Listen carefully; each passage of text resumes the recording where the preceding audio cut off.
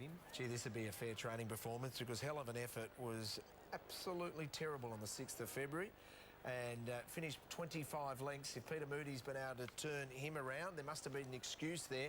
Here's number 8, Haydock, the first of Tony McAvoy's runners. This is the outsider. Opie Bosson is the rider, and he had the 4 career starts and $85,000 purchase. He's got the blinkers on, and you know it too. Look at him getting a little bit sweaty there, and you know he's ready to rock and roll.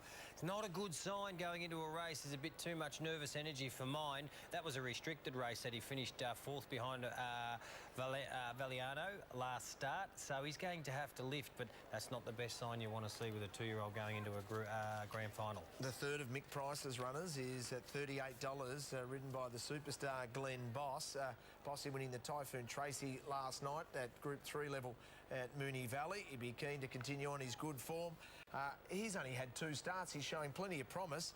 Just hard, once again, you can make a case that he can run in the minor money. Just hard to see him turning the table on Flying Artie. He's the first of the fillies and a big chance, Samara Dancer. Yeah, good luck to John and Julia McLean and Brett and Michelle Dixon. Brett's chairman of the Darwin Turf Club. She won super first up here with Philip Stokes, the trainer, who we just heard from. She doesn't have to improve much to be a winning chance, but what you've got to like is her barrier 5.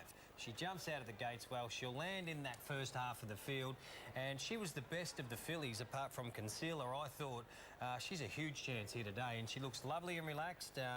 You know, she's made the float trip back from Adelaide after her last start win. She handles that quite well, so she's quite seasoned and forward for a 2-year-old filly. Lot to like about her. And number 11, Concealer, was just terrific behind her. They had to go back from a wide gate and well, she flashed home. You can imagine the 1,200 metres would be ideal.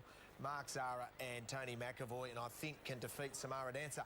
A lot of other roughies. I think Zamzam's the best of those roughies right towards the bottom, and also number 16, Aretti. I can see them running a huge race. Well, Matty Campbell, the punters are on top. They're taking all the money off the bookies.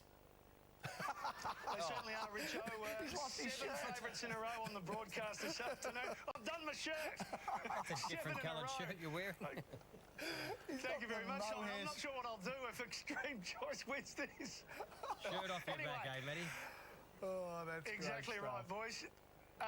What I can tell you, though, is Extreme Choice was really well backed, but we're starting to see some money back for the other price runner in Flying Artie, so it's not so desperate for us here if Extreme Choice wins the Blue Diamond. Got in as low as $2.50, back out to $2.60. Flying Artie got out to $5.50. It's back into $5, and we're about to turn it back into $4.80 with another 5,000 just came on it just then. Samara Dancer's out to $7. Concealer's a real drifter, $6 to $8.50, so they're saying Samara Dancer will hold on to that. Outside of that, Star Turn was backed to $11. And of the roughies, Valiano is the best backed of the roughies, but they're zeroed in here on Mick Price's 2 runners at the top of the table. And that segment brought to you by Crown Bet and Nad's Hair Removal. Thank you, Matty. Oh, they're loading quickly for the Blue Diamond Stakes. 1,200 metres, a time-honoured clash for the 2-year-olds who will be able to get the biggest chunk of the $1.5 million, and I'm with the fave here. I think he is bulletproof, Extreme Choice. Well, he's got to carry both of us, Richo, Extreme Choice. Froggy knew it. He rides him for the first time. He's ridden him in a track gallop, and just look for him to ping across and cuddle. What I want to see from Craig with the ride is just hold him up as long as you like there, Craig. And if he can ping off the bend and get a bit of a break, well, he's going to be mighty tough to run down. Zamzam with the blinkers, my best roughie as well. I'm with you at a huge price. Zamzam, a market mover, Cambo? Flying Artie's into $4.80, so they're saying that Damien Olive can work his magic to get that one up. All right, is the market mover. Ollie's got a wide gate, fascinating tactics. It's a big field. I've got to throw in a little trifecta hope. Star Turn just looked the pick of the yard. He was the best from the yard. He certainly looked a treat, didn't he? All right, they're loading quickly. For the Ladbrokes Blue Diamond Stakes, 1,200 metres, number 13. Kinetic Design is just standing up at the moment with attendance. There is the market mover and the second favourite in the pink and black colours of Wilf Mueller. And can they get a big chunk of the prize money here? 1.5 million's up for grabs. Here's Greg Miles to call the action of the Blue Diamond. Going to be Kinetic Design. Michelle Payne waiting in the structure of the barriers. Kinetic Design goes in. They're right to run. Set for the Blue Diamond Stakes.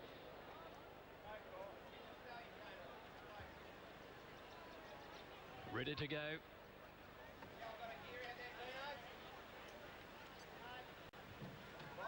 They're set now. They're away. And Extreme Choice got a very good jump over towards the outside and already began fast. Star Turn out quickly also as they settle down and into stride and just off the speed in the early part. Haydock along the inside. At the 1,000 metres now, and it's Highland Beat who's driven through and taken up the running in the early stages with Aretti on the outside. They're a length clear from Haydock using the rail.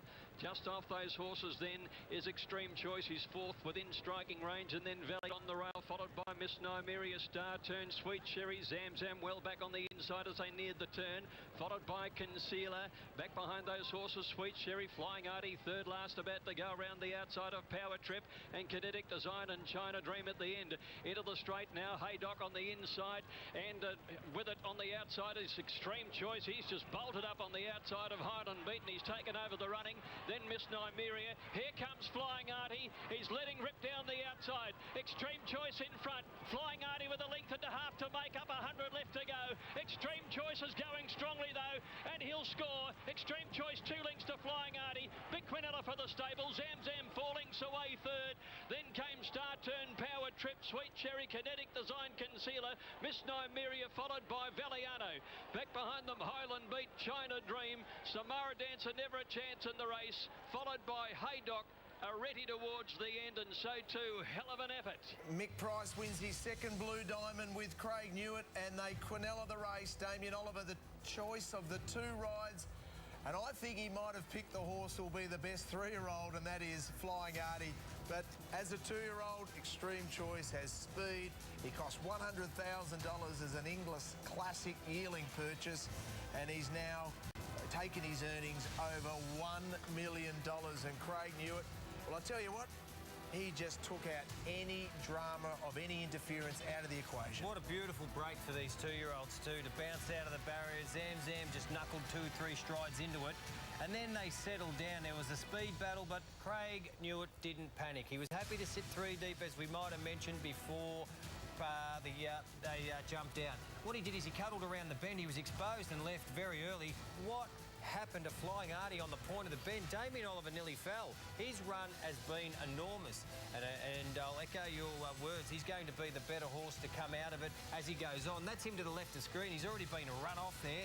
Might have been Sweet Cherry that's run him off, but this is where Froggy's just cuddled Extreme Choice. When he pressed the button, look at him pin his ears back. He's a genuine sprinter. He's a cracker. He's a beauty. $100,000 purchase. Whoa. Flying Artie just makes up beautiful ground. Zam Zam out late after getting into traffic. And for Craig Newitt, well, you know what? Tarzino was great for him after having a run of outs there. He's great mates with Mick Price. He does most of his track work there at Caulfield, trained on the track. Damien Oliver jumped off. Craig was warming the saddle, and he gets another Group 1. He's up to about mid-30s there now with his Group 1s, Craig. And it's been a great result. Yes, he could run the 1200 out. Yes, we thought he could do that. That's a great result. And for Mick Price, the Quinella, awesome training. Magnificent. And this is the grand final of a long plan, a long-range plan. And Craig Newitt is the beneficiary of this. A terrific performance. Damien Oliver's ride on Flying Artie, well, he ended up getting pushed so wide. He is a serious horse, and that was a huge performance. Got to watch that replay again, because on the point of the bend, you could see Damien just working into it beautifully, and then a horse looked like it clipped heels, and 1, 2, 3, it was a domino effect. He got run off about 3 or 4 horses and turned sideways. He was lucky to stand up. So he's been absolutely enormous, but... And Zam Zam knuckled at the start, held up, ends up running third, and $5.50. Now, $271.50 for the winner, $180 for the runner-up. Zam Zam at $5.50. Let's catch up with the winning rider, Craig Newitt. Newitt, Extreme Choice. This horse is a little beauty. He's just a jet, Sammy. You can do anything with him, mate. Have a look at him. He's like a 10-year-old. All he wants to do is please you, and he's just got a motor and a half. You jumped well, and obviously tempo was hot enough, so you got a fair way off them. Yeah, that's the best part about him, mate. You can ride him for speed, you can take a sit off him. Look, I was caught 4 and 5 wide then, but I knew I only had one corner to go around, so I just had to keep him balanced and just needed the first half of my break, just run a bit softer than the second half, and I knew he was always going to be able to beat. And Mick Price has been a huge part of your career, and for you to win obviously a Blue Diamond Stakes at Caulfield here, it means a lot. Yeah, this is our second one, Sammy, and obviously it was well documented. Ollie had the choice and went the other way, and look, it's a nice pickup. And Froggy, just finishing, beautiful touch. You look up at the sky. I'm sure your dad is such a biggest supporter, your biggest supporter, and on days like today, you miss him. Yeah, absolutely, Sammy. He's the first bloke I thought of when I went past the line, and my auntie Charmaine's back at home. She's not too well at the moment, so that one's for you. Well done, Froggy. Thanks, mate.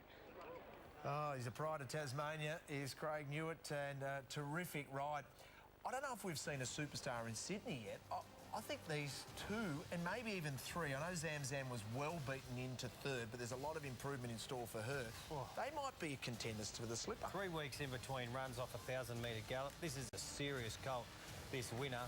Flying Artie, he's a serious horse. Drawn a marble, would have been very close. But what they did, Richo, to Zam Zam is they spaced third. These two colts are way above average, and they're serious Golden Slipper contenders. Well, let's hear from the winning trainer. He trained the Quinella, Mick Price.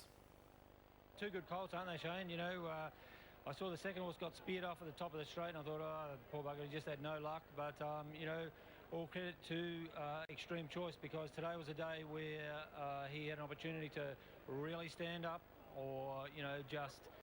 I think today we got a lot of information about the horse, and off to the slipper. You said all the way through there was very little between these two colts, and perhaps luck in running has been the determining factor. Luck in running was obviously massive, and gates are gates, and it happens all the time, so I'm not complaining about it, but just, you know, when he's making his run and to get speared off the track and to get going again, I thought it was a really, really brave effort. And speak to the owners, I've got plenty of horse left in both of them. You know, they haven't been bottomed out by today, I wouldn't think. We've got 3 weeks. Probably got to pay a late entry for Flying Artie to get in the slipper, but I suppose apart from Capitalist, very even year this year. So just got to construct a plan to get him into Sydney. But I just thought that little horse, when he hit the line like he did, no doubt about 1,200, and just stamped him as a really, really good colt. Well, he's run exceptionally quick time, 108.95 for the 1,200 metres. It's low flying. Go back through the story of Extreme Choice, because when he was trialling, he still hadn't been completely sold. I think, in fact, chatting with you on radio one day, one of the owners bought into the horse. Yep. I think you helped us get him sold, Shane. A guy said to me before, he said, I'm the guy from the radio. So he's lucky he was listening to the radio, because he rang up straight away and bought a share in him. So, mate, it's a great industry and fantastic people, and, you know, I just think you need to be involved. And Newgate Farm have actually purchased into the horse after his win in the Chairman Stakes. To be fair, Newgate Farm were very polite. We had a few people sniffing around, and they were very polite. They took the 10% no standing rights, so at least they got 10% in him, and, you know, we're up and running. So I don't know what happens from here as far as studs go, but had a couple of studs look at him, say it was too small, but it's like a little Ferrari. You know, they got big motors and they're sports cars, and that's what happens, and that's what he is. And I look at Biscay and Bletchingley, and a horse like him, why not? It's amazing scenes here at Caulfield. A huge group of owners involved in this horse. You've had some outstanding achievements in your training career, but to get the Quinella in a stallion-making race like the Blue Diamond at your home track, it must be pretty special. Be nearly special as winning the slipper. You think you can do it? Well, as I said, it's a very even year, and I haven't got these horses bottomed out. You know, they were right for today. 3 weeks is good, and just got to construct a plan to get him up there. But, yeah, look, you know, he's been to Sydney. He puts up with a lot, this horse. The week that he had leading into when he won the William Inglis race, not many horses would have coped. But, you know, he's just got the great capacity. And, yeah, of course he can win it. Congratulations, Mick. Thanks, Shane. Oh, isn't that great? Fantastic scenes at Caulfield. Horses are in the mounting yard for our next race at Randwick, which is the Liverpool City Cup. It's a Group 3 race. That's coming up next, and then more great Group 1 action from Caulfield.